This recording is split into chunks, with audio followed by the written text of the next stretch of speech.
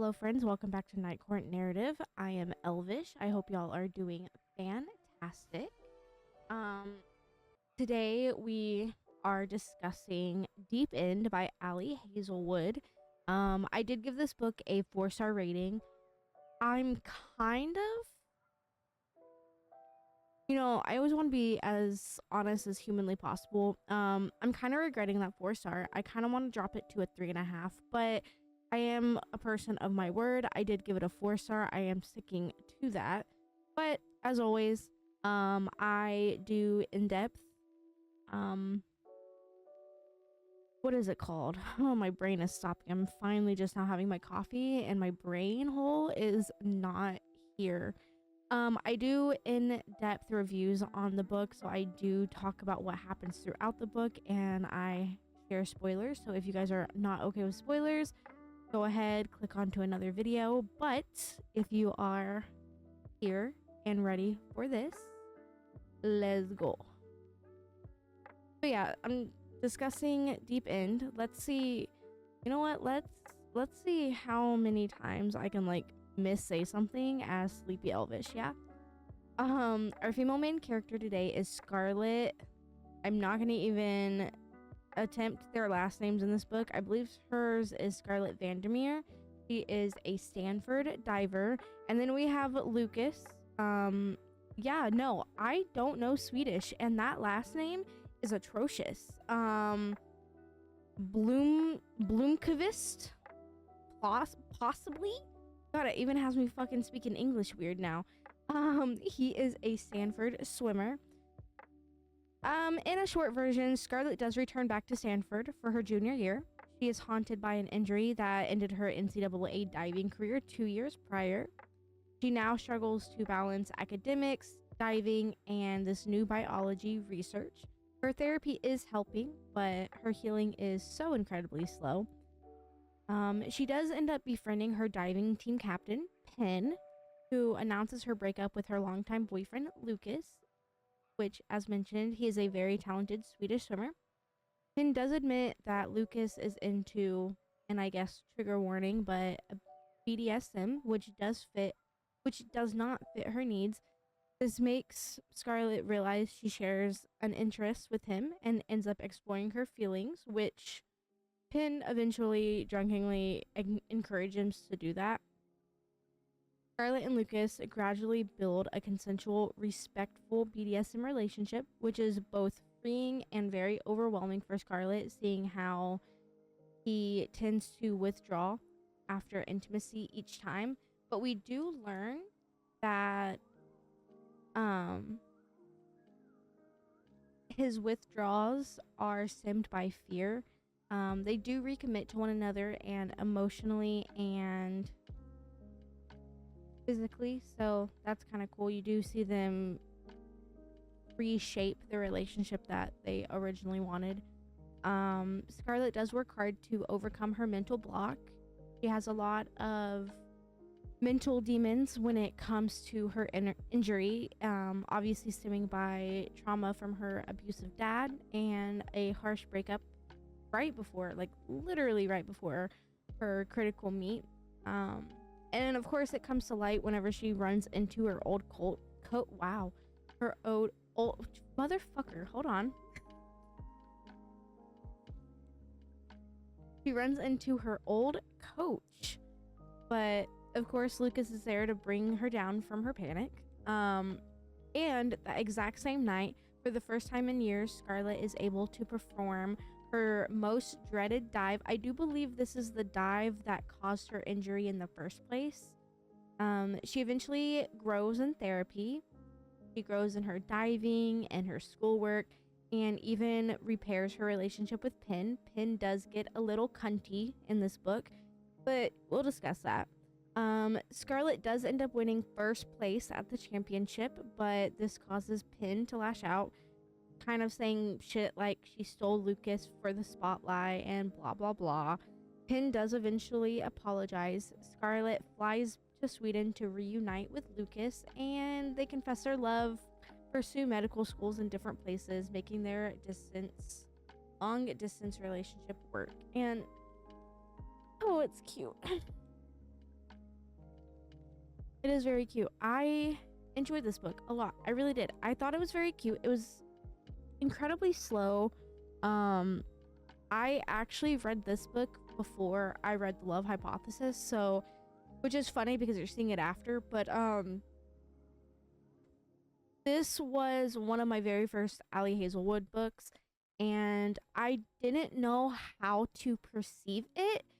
You know that I really like to tell you all the tropes and this and that of books. To be honest with you, I don't know what the trope is in this book. I don't know what the trope... I mean, if I had to guess, would it be possibly slow burn? Question mark? Because they do try and get together, Lukas and Scarlett. They do attempt to get together. They do kind of fool around a bit. And then, of course, Lukas is like, I don't want anything. And Scarlett's like, yeah, I don't want anything either. But then, like, deep down in Scarlett's head, she's like, but I want you. And then Lukas is like, I want her too, but I don't want her to know that I want her. And then they end up together. So would it be slow burn? And, you know, I could Google it. You know what? No, let's Google it. This is so funny because my podcast never gets edited. So you guys get everything. What tropes is deep and by Ali Hazelwood? Well, okay, obviously it's a sports romance. We get that. It is forced proximity. Barely. And yeah, that's it. So it's a forced proximity sports romance, I guess, if you say so. Yeah, is the word of the day today. I'm so sorry. My coffee is slowly going through my veins. But I do feel like this book didn't do the spice justice. I understand she attempted to do the spice in this book. She attempted to make it super good. First of all, well, I don't think I can say that because I might get canceled, and I don't mean to get canceled by it. But it sounded like, I'll go ahead and say it. It's fine. It sounded like, I listened to the audiobook version of it. I did half and half, but I listened to the audiobook version of it, and it sounded like the Family Guy episode where they were talking about, like, British porn. It was like, oh, yeah. And I'm just like, bro, I don't know what's happening right now. I was so thoroughly confused, but it was to the point where the spice was vulgar for no reason. Absolutely vulgar for no reason. And, you know, if you're new here and if you've never seen a Night Court Narrative episode before, that might make no sense to you. But, like, I like spice. But the thing is, if you're going to give zero spice, but just throw in a lot of vulgarity, I'm left confused. Because you're saying some pretty nasty stuff that might make a girl's ears perk up, but then nothing is followed by it. And I'm not saying that there was zero spice in this book. To me, it was zero. But the spice in this book was so boring and so anticlimactic, honestly. Like, there was nothing that made me like, okay. You know, like, it was just all... This end? I'm sorry. Okay, I'm sorry. I don't mean anything by it, but the spice, it was so boring. And, like, the words he was saying did not... So, okay, right? Let me paint this in another picture. If maybe you still aren't quite grasping what I'm saying, this whole book stems from... Lukas, he is very much into BDSM. If you don't know what BDSM is, I am not your mother. Please go look it up. Be of age when you look it up. But he is very much into BDSM, and Scarlett is like, okay, damn, you know what? I kind of want in that lifestyle. Let me hop into that too. So if you know, you know. So you already have this understanding of the life and the things that happen in that community. Nothing happened. And I'm talking like I'm talking like he talked it up like, yeah, 50 shades of chains, bitch. And then the most vanilla spice happened. And I'm over here like looking around like, is everyone hearing this? Am I alone in this? Oh, this is probably why I shouldn't do reviews tired, because I feel like I have no filter right now. Let me take a little sippy. Okay. If y'all are curious, so I am on a very, very strict diet. It's basically paleo, but I have the instant espresso thing where you like add water and it makes coffee.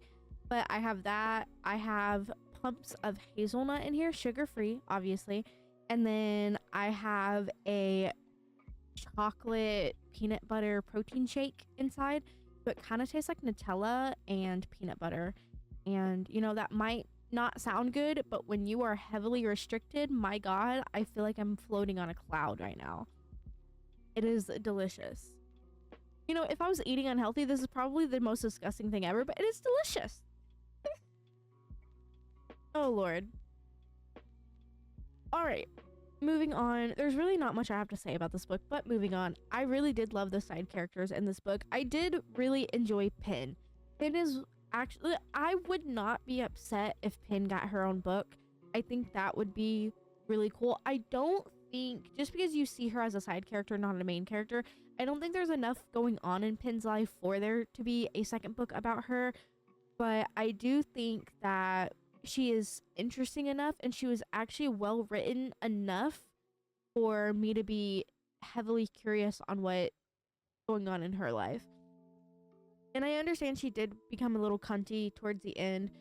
I think just the jealousy got the best of her. Of course, when you get rid of aspects, people, whatever in your life, and everything ends up going better for them without you, you know, that kind of makes you feel a little bit shitty for yourself. But she ended up rolling with the jealousy. She ended up making a big whole scene, and Sawyer being her best friend, obviously, you know, Pin was her coach, but being best friends with your quote unquote student, question mark, it gets rough, and a lot of lines are blurred throughout the friendship. So kind of crossing the blurred line made Scarlett kind of become a recluse, and she bottled herself up, and she ended up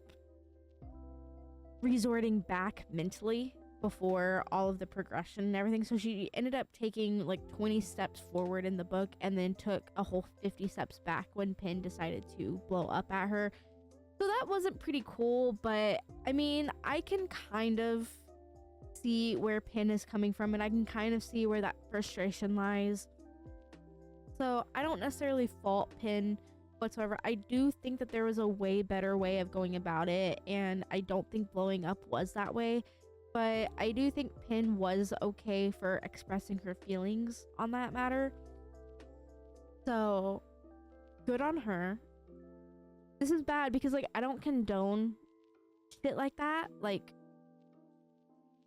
harmful shit like that. But it's hard because, like, Pin deserves to express her feelings and express everything. And just because she did it the wrong way, in the book she's painted as a horrible person, and I don't believe that to be true. I think Pin is a decent person. I think we just caught her at the wrong moment. But I would love to see a second book on her. I know it probably will never happen. Allie, if you ever do watch this, please. But yeah, that's pretty much all I have. You know, this book was good. It was all divey McDive and attempted spice McSpice. Keyword attempted, but ultimately it was okay. The descriptions in this book were phenomenal. I loved being described everything. I like when authors don't take descriptions too literal and describe every single thing that the main character sees, but does the key points and makes it super descriptive. I love it. It was very well. The writing style was actually pretty good too. It was very catchy, very homey. I don't know. That makes zero sense, but it felt like you could just sit back, open this book, and just get lost in it. It felt like Allie Hazelwood could be a good comfort author for a lot of people. And I love that because there's not a lot of authors for that, like that for me. So I'm attempting, or I'm at least willing to attempt to read more Allie Hazelwood because she feels comfortable. That makes no sense. Whatever. Anywho, that is Deep End by Allie Hazelwood. I do wish I had a little bit more to say about the book, but literally not much happened. It was just all about the diving. We got a lot of her trauma, and then we got a lot of attempted Smex time, and it was kind of so really not a lot happened, but that is okay. Either way, I hope y'all have a very, very wonderful day. I hope y'all get some snackies, some water, and yeah, I will see you guys in the next video. Bye.